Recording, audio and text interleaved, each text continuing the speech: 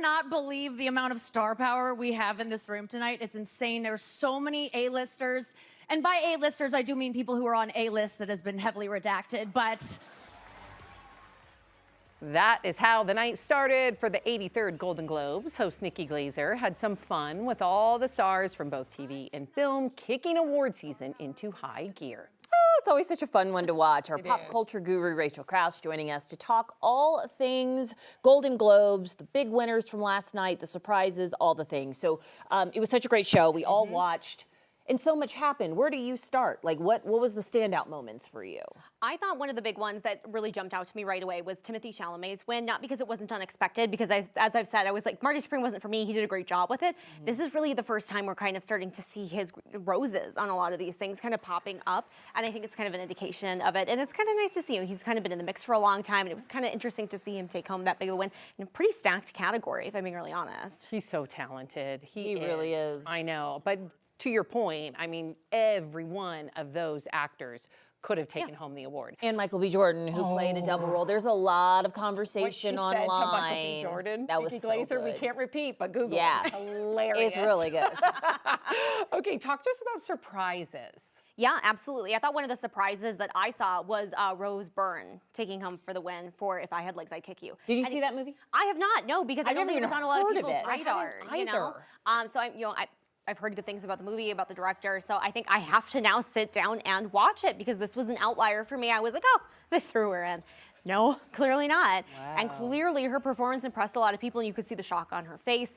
She clearly was not expecting that. And I mean, literally made a joke about her husband wasn't even there because he was out buying a bearded dragon. Because I'm like, again, clearly this was not something they thought they were set up for success. And then, I mean, also like Wagner Moura winning for Best Actor for The Secret Agent. This is, I think there were like 2 or 3 movies that were nominated that I had not yet seen. Haven't seen The Secret Agent because, again, we hadn't expected it to be that much in the mix other than for Best Foreign Language Film. And clearly, this is a winner. We have to now pay attention to it. Amazing. Were you surprised with Tiana Taylor's win? Oh A little. And I'll tell you why. Because we had seen Amy Madigan take the win for Critics' Choice for her role in Weapons. And again, that was a really strong category. And Tiana Taylor, I thought her performance was excellent in one battle after another.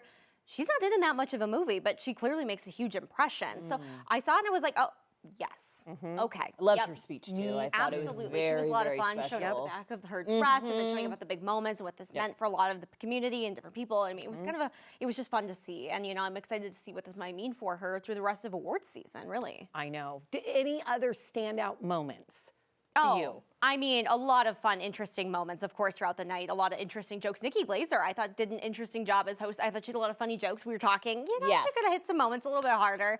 Her Leonardo DiCaprio setup, I thought, was very, very funny. Just joking, we don't know anything about you. All I can make a joke about is your girlfriend's being. It's so true that when she said that, I was like, So dang, true. girl, that is so true. First of all, this dress, like just like 5 seconds for this dress. I know. Everybody was well dressed last night, but to me, she took the cake in her opening number walking out on stage. I mean, she looks perfection in that red dress. Yep. And her joke about Sean Penn had me laugh. Yeah, he was laughing. He seems like such a good sport. Does seem like I love him. Like, and super talented. And he's like, okay, yeah. You know. I know. Yeah, but like somebody a leather handbag and letting them laugh, like. She looked amazing too. Yes. And we have 30 seconds, but Alex and I were also talking about, I don't know how to pronounce her name, one of the singers from K-pop, Demon Hunter. And EJ. Oh my gosh. It was wonderful. I was like tears when she was talking about, you know, I wanted to be an icon, a K-pop icon. I was told for 10 years I wasn't good enough. Now look at her.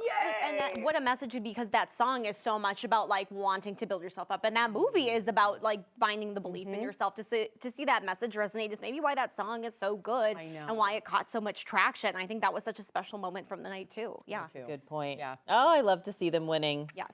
Yay. All right, Rachael Krause, thank you as always. Such a fun night.